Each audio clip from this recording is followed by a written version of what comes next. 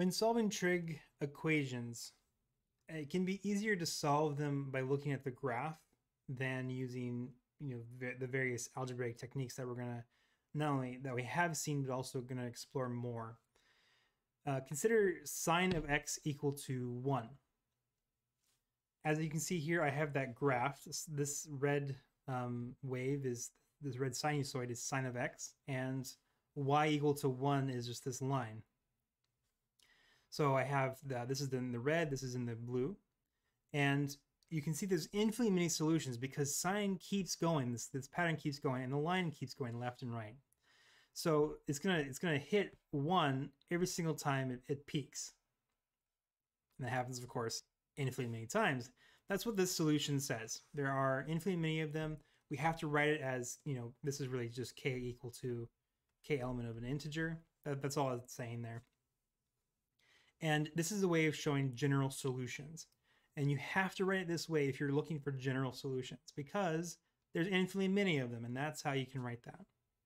Now, a lot of times we're going to be looking at restricted solutions for what are called unique ones, because really there's only, you can think of it as only one technically unique. And so in this case, this isn't within the unit circle. The unit circle goes from 0 to 2 pi.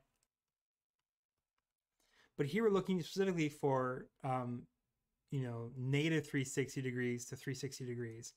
That's going to be from, let's see, this is at 5 pi, 4, 3, 2. It's going to be from here to pi, 2, 3, 4, to here. So what we have is we have this solution and this solution. That's going to be negative 3 pi over 2, that's this one right here.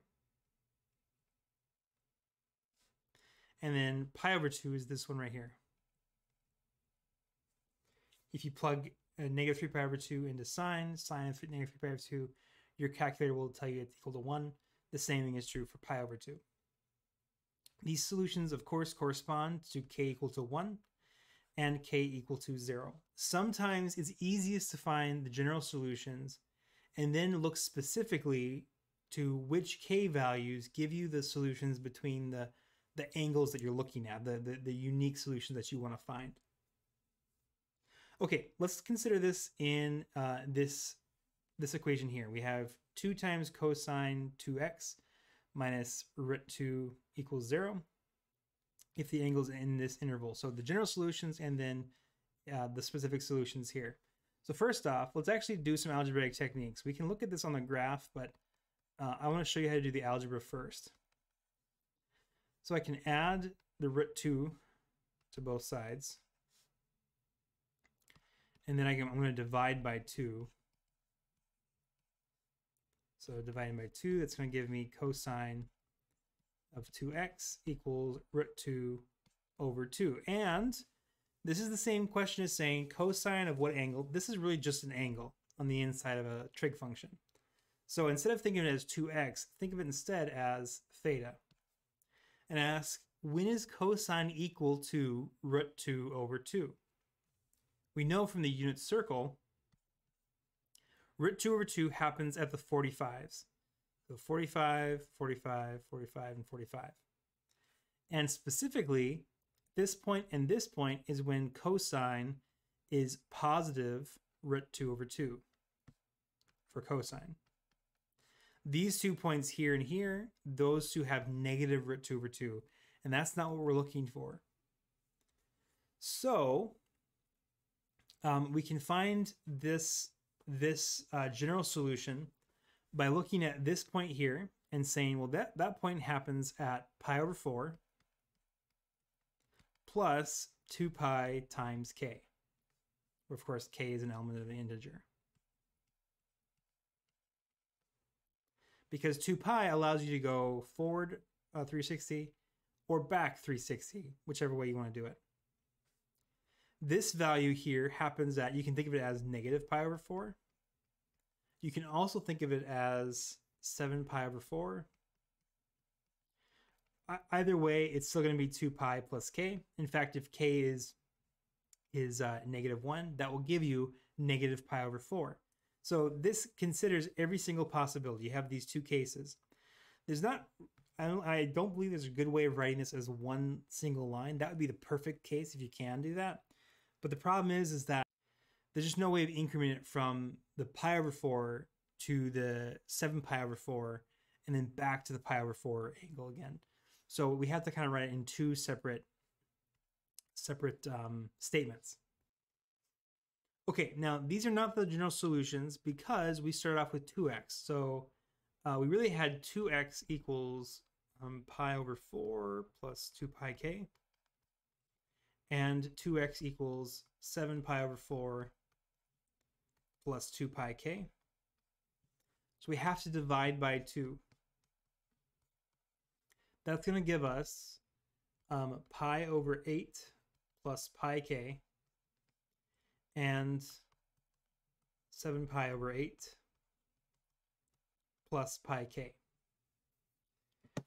So these are our general solutions. Now for the specific solutions, all we have to do is increment k through both of these and find the ones that are within this negative 2 pi to 2 pi range. So let's start off with the first one. When k is 0, we have pi over 8. That works. When k is negative 1, we're going to have negative 7 pi over 8. That's within that range. That's perfectly fine. When k is negative 2, we're going to have, let's say it's going to be negative 16 pi over 8 plus pi over 8. That's going to be negative 15 pi over 8. That's still within that range. When k is negative 3, we're going to have negative 3 pi. That's too far. It gets above that, or below that negative 2 pi. Now let's increment k upwards. So when k is 1, we get 8 pi over 8 plus that's going to be 9 pi over 8. That's fine. When k is 2, 2 pi plus pi over 8, that puts it over 2 pi. So these are all the angles from the first one. From the second one, we're going to have k is 0, we get 7 pi over 8. That one's fine. When k is, let's try negative 1, that's going to be 8 pi over 8. It's going to be negative pi over 8. When k is negative 2, you're going to get negative 16 pi over 8 plus 7 pi over 8. It's going to be negative 9 pi over 8. When k is negative 3, you're going to get negative 24 pi over 8 plus 7 pi over 8. That's going to be 17 pi over 8. Sorry, negative 17 pi over 8. That's lower than negative 2 pi. So we can stop there. Now let's go when k is 1. We get 8 pi over 8 plus 7 pi over 8. That's going to be 15 pi over 8. Of course, anything bigger than that is going to be too big. When k is 2, you get 2 pi plus 7 pi over 8. That's above 2 pi. So here we have actually 8 unique solutions. And you'll notice that this one and this one, let's see, this one and this one, this one and this one, this one and this one, they're the same angle, just the negatives of it. Why is that the case? That's because cosine here is an even function. Even functions will always have the positive and the negative version have the same solution. So we expect that for cosine. All right, let's take a look at this on the graph. So on the graph, I'm going to graph this function here, or this side of the equation, this expression, and we're going to look at when does it touch the x-axis? What are the x-intercepts? And those will give us these solutions. Okay, here's the graph of the cosine. You can see that its x-intercepts are all of these ones. You can see we have negative 15 pi over 8, negative 7 pi over 8, negative 9 pi over 8, negative pi over 8, and the positive versions of those. Those were all the ones that we found. If we go back up, pi over 8, negative 7 pi over 8, 15, yeah. And if you look at the general solutions, you can see that there's infinitely many of them. I can just keep going left and right. That's why we had to write that k version for the general solutions. Okay. We have an equation with both on the same side. Let's move it all over. Let's see, let's go tangent squared x minus 2 tangent negative x plus 1 equals 0.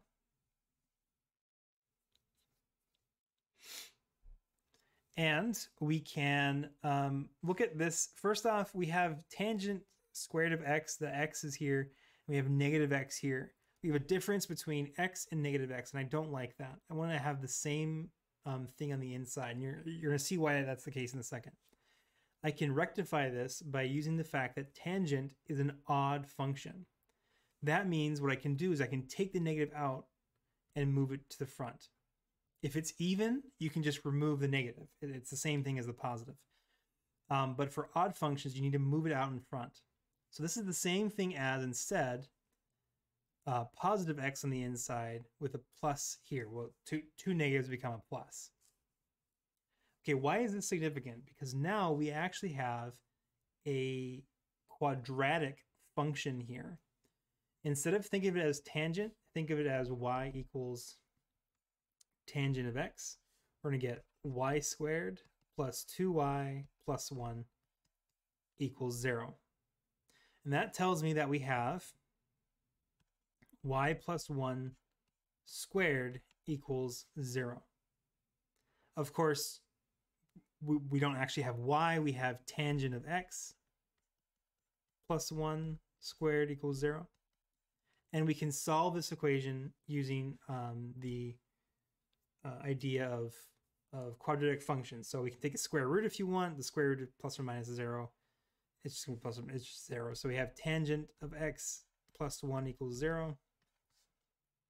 That means we're looking for windows of the fact that tangent equals negative 1. Well, tangent equals negative 1 at every negative pi over 4. So x must equal negative pi over 4. And tangent has a period not of 2 pi, like it was for cosine, right? For cosine, we looked at 2 pi k because it had a period of 2 pi. Here, tangent has a period of pi. So instead of adding on 2 pi k, we're going to add pi k, where k is an integer. There's not two separate solutions here because there's not two separate answers, right? We had only one answer from this. So there's only going to be one equation for the general solutions. Now all we have to do is figure out what are these solutions within 0 to pi. Well, negative pi over 4 is not a general solution. So k equal to 0 does not work. Let's try k equal to 1. We're going to get negative pi over 4 plus pi. That's just going to be 3 pi over 4. Okay. When k equals 2, you're going to get negative pi over 4 plus 2 pi, which is the same thing as 8 pi over 4, which is 7 pi over 4, but that's too high, right? We want less than pi. So that's too high. So this is our only solution here for 3 pi over 4. Let's check this on the graph. Here I have the graphed version of that equation. It looks a little strange. That's because it had that square in there. And you can see that every negative pi over 4 plus pi onto that, we're going to get these general solutions. That's what my equation had said. And within the 0 to pi over 4 angle, 0 to pi angle, between 0 and pi, there's only one solution right here at 3 pi over 4. So that's correct. All right, give it a try in number 6.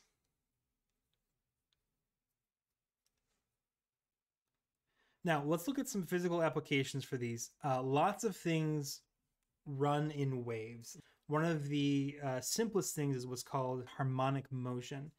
And a spring with a mass on it, say like a spring is suspended from a ceiling, and you were to stretch the spring out with that mass, whatever kind of weight's on there, and you let go of it, you're going to see the spring goes, bounces up and down in that harmonic motion. It's like a wave. The height of that spring can be measured or modeled using a sinusoid. In this case, we're going to have, we have the actual model right here. And this is not exactly correct to a realistic scenario. Because of air resistance, this thing will actually decay down to a single, till it's just not moving anymore. It loses energy to friction and heat and sound that it gets released. So it will eventually stop, but for our simplistic purposes, let's look at this model. So here we have t is measured in seconds. We want to find the amplitude, period, and frequency. Now, the word equilibrium talks about a point that's like kind of like a revolution point, where it's trying to get to that point. And this one, since it's a sinusoid, it looks something like this, right? It's like this. And you can see the function is always basing it around this central line, this midline. It kind of wants to get there. When it moves away from it, it slows down, and then it speeds up, and then it slows down, then it speeds up. It's trying to get to the equilibrium point. The equilibrium point is always at that midline there. In fact, if it did decay, with the air resistance and things like that, it will eventually meet equilibrium. It'll actually do this. It'll get smaller and smaller and smaller until it just hits the equilibrium point. So the equilibrium really is the same thing as the midline, and we can use that to find the amplitude. So amplitude's actually a lot easier than that, though, because we have the model here. And we know A equals 11, which means the amplitude is the absolute value of A, which is just going to be 11. So the amplitude's 11. The period we know is 2 pi over B. B is right here. It's 12 pi. So our period is going to be 2 pi over 12 pi is 1/6. So it's going to look something like this. This is going to be 1/6. I'm going to go like this in 1/6 of a second. Now the frequency is 1 over the period, so it's going to be 1 over 1/6, or 6. In 1 second time, it goes through 6 revolutions, which makes sense. If a period is 1/6, then that means that 6 of them equals a second. So that's kind of the idea there. So there we go. We have the period, the frequency, and the amplitude all from that model, which if it's given to you, it's pretty nice to use. Now, in this problem, we have a certain region with monthly precipitation, peaks of 24 inches in September, and falls to a low of 4 inches in March. Now, we want to figure out when is it under flood conditions. In other words, 22 inches of rain in a certain month. And then drought conditions, drought would be less than 5 inches. So this is kind of going to be cyclic, which makes you think of a sinusoid, where it's going to be a peak at 24 inches and then a valley at 4 inches in March. So we really have a graph where we have a full year, right? There's 12 months in a year. If we start off the first month, this should be January, then it goes through until December. We have January, then we can go February, March, April, May, June, July, August, September, October, November, and then we'll actually do December here so that my spacing works out. So we know in March, we have our low, and in September, see, this is November, October, September, we have our high. Now, I'm going to put them in the center of those periods. It may not work out nicely in the mathematics, but I think it works out more nicely in the measurement. So we know it's going to be a low of, let's see, it said 4 inches. So let's do, so we have a low of 4 inches somewhere around here, and then a high of about 24 inches up here. And once again, this is going to be sinusoidal behavior. It's going to have a low here, so it's going to go something like this. It's going to go like that and up. This is what we're going to model it as, and then like that. Okay. So that tells me that we know this model is going to have a period of 12. Of course, it's every year. And what we're looking for is identify the periods when the region is under flood conditions greater than 22 inches. Let's see, 25, 4, 3, 22 inches is here. So it's going to be in this period. It's going to be the flood conditions. And drought conditions is less than 5. So we have 5 is around here, I think. So this is my predictions. It's going to be somewhere in the February to April range. And somewhere here from the, let's see, that's August to November. Somewhere in those ranges. And we want to have some kind of, more specific solution. So the way we can do that is model this thing with an equation and then solve the equation for those periods. Okay.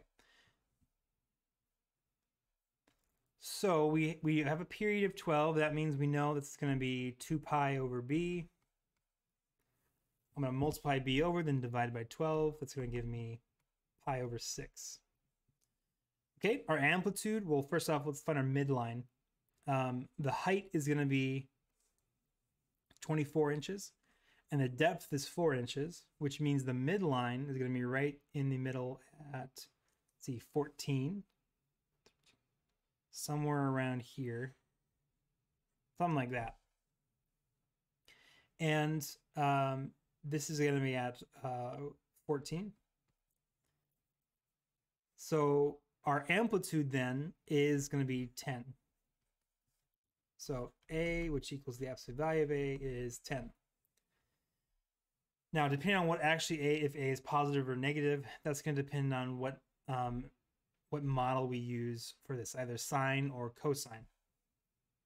Now, we need to look at the phase shift and the vertical offset. Of course, the vertical offset is going to be the same thing as the midline. That's going to be 14. It's been shifted up 14 units. And now we just figure out the phase shift, and this is going to also affect A, if A is positive or negative. Now, I'm going to model this with a cosine function. And the reason why is because I know where the valley and the peaks are. I don't quite know if I've drawn this thing accurately, so where this one goes to the midline. It may be that way, it may not. I don't know the exact shape of this sinusoid, but I do know that there is a valley here and a peak there, which cosine tells me that it always starts at a peak. In this case, since the valley is first, I'm going to use a negative cosine to get there, sooner. What that's going to mean is that A is going to be negative 10, since cosine normally starts at the top and then goes down like that. I'm going to flip it. I'm going to horizontally offset it so that it matches this 3.5. So this is what I have so far. I have negative 10 cosine pi over 6 x, then plus some phase shift, and then plus 14. All I have to do is find the phase shift. Now the phase shift is going to be 3.5. We want it to be in this, the lowest point to be right there. And that's going to equal C over B. Now, B is pi over 6. So all we have to do here is solve for C. Doing so will give us 7 pi over 12. Okay, and so since we've shifted it to the right, that means we have to have a minus here, not a plus. And be 7 pi over 12. And this will model our situation here. So let's graph this thing to look for the solutions. All right, here I have the graph. You can see that we have a valley there at 3.5 halfway through March. is when it hits the lowest, and it hits the highest in the middle of September sometime, 24. And you can see that it does indeed have this cyclic behavior every 12. 3.5 plus 12 is 15.5. So that's the period looks right, and the height and the depth look great. So now to find the regions, all we have to do really is graph the lines y equal to 22. That's when anything 22 or greater is flood conditions. Anything less than 5 is drought conditions. So we can see here that flood conditions happen between the region of 8.2, which is just somewhere shortly after August, about a quarter way into August, and then about 3/4 of the way through October. So we have about a 2-month period, something like that, 2.5-month period where we're in flood conditions. And drought conditions happen kind of the second half of February through the beginning of April. In this also a little bit shorter than 2-month period, we have drought conditions. Give it a try in number 7.